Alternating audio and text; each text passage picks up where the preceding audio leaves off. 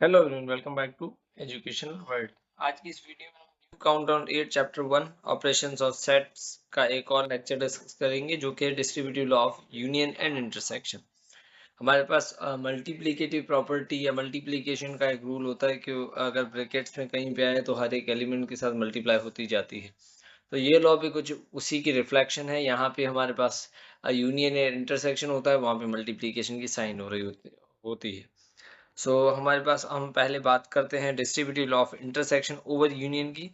अब यहाँ पे distributive law of intersection over union है तो इंटरसेक्शन के हिसाब से मल्टीप्लिकेशन हो रही होगी, यानी इंटरसेक्शन ही सबके साथ मल्टीप्लाई हो रहा होगा। फॉर एग्जाम्पल, या मैं कह दूं कि distributive law of intersection states that A intersection B union C equals to A intersection B union A intersection C. अब आप ए के साथ जो इंटरसेक्शन है वो बी के साथ भी मल्टीप्लाई हो रहा है और सी के साथ भी मल्टीप्लाई हो रहा है, और दोनों का जो ओवरऑल सम है यूनियन के थ्रू हमें मिल रहा है। For example, A equal to A B C D E F G, B equal to है B C E G H and C equal to A B F and H. Prove the distributive law of intersection over union. आपको ये इस तरह से statement भी दे सकता है या आपको फॉर्मूला भी दे दे कि ये चीज़ प्रूव करें, तो आपने दोनों तरीके से देख लेना है। बढ़ते हैं हम प्रूफ की तरफ। हमें पता है कि distributive law of intersection over union में हमारे पास जो फॉर्मूला है या जो इक्वेशन है वो है A intersection B union C equals to A intersection B union A intersection C. हमें अब यहाँ पे लेफ्ट हैंड साइड या राइट हैंड साइड लेनी पड़ेगी, तो मैं लेफ्ट हैंड साइड ले रहा हूँ यहाँ से सॉल्यूशन के लिए। तो लेफ्ट हैंड साइड हमारे पास है A intersection B union C. हम पहले सॉल्व करेंगे बी यूनियन सी को, क्योंकि ब्रैकेट में है। तो B union C equals to B के एलिमेंट यूनियन सी के एलिमेंट। अब यूनियन है तो दोनों का हम ओवरऑल सीक्वेंस में लिख देंगे, दोनों सेट के एलिमेंट, पर रिपीटेशन अलो नहीं है। तो बी यूनियन सी का आंसर आ जाएगा A B C E F G H, क्योंकि डी है ही नहीं तो हमने भी नहीं लिखा।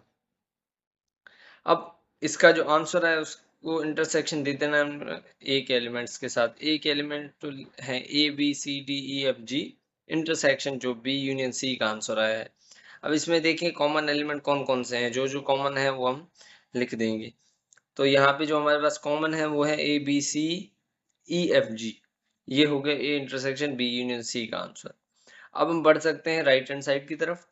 तो हम कहेंगे टेकिंग राइट हैंड साइड की इक्वेशन ये है या ये पार्ट है। तो पहले हम ए इंटरसेक्शन बी को सॉल्व करेंगे, फिर ए इंटरसेक्शन सी को सॉल्व करेंगे, देन दोनों का जो आंसर आएगा उसको यूनियन कर देंगे। तो ए इंटरसेक्शन बी में हम ए के एलिमेंट लिखेंगे, इंटरसेक्शन बी के एलिमेंट, और दोनों में जो कॉमन है वो हम इनका ओवरऑल आंसर लिख देंगे बी सी ई जी, ये दोनों में कॉमन है। अब हम लेते हैं ए इंटरसेक्शन सी को। ए इंटरसेक्शन सी में भी पहले ए के एलिमेंट इंटरसेक्शन सी के एलिमेंट। अब यहाँ पे हमारे पास दोनों में जो भी कॉमन है वो हम लिख देंगे। अब यहाँ पे देंगे A B C D E F G तक है, तो ए बी एफ एच हमारे पास कॉमन होंगे। सॉरी, एच दोनों में नहीं है, एक में है। तो हमारे पास जो ए इंटरसेक्शन सी का आंसर आएगा वो आएगा ए बी एफ आएगा। अब हमें दोनों का यूनियन लेना है, तो हम दोनों का यूनियन लेंगे। ए इंटरसेक्शन बी का जो आंसर आया है वो पहले लिखेंगे यूनियन की sign, and then A intersection C का जो आंसर आया है वो। दोनों का यूनियन यानी दोनों को सीक्वेंस में लिखना। हमारे पास ए है, बी है, सी है एंड डी नहीं है, ई है, एफ है और जी है। तो ये सारे हम लिख देंगे। तो हम कह सकते हैं कि left hand side is equal to right hand side, हमारा प्रूफ हो गया। अब आता है distributive law of union over intersection. वहां पे इंटरसेक्शन था, यहाँ पे यूनियन है। तो distributive law of union over intersection can be given as, same है, सिर्फ वहां पे इंटरसेक्शन था, यहाँ पे यूनियन आ जाएगा। और इसका एग्जांपल अगर हम लें तो a equal to 1 2 3, b equal to 3 4 5 and c equal to 3 5 6, and prove that a union b intersection c equal to a union b intersection a union c।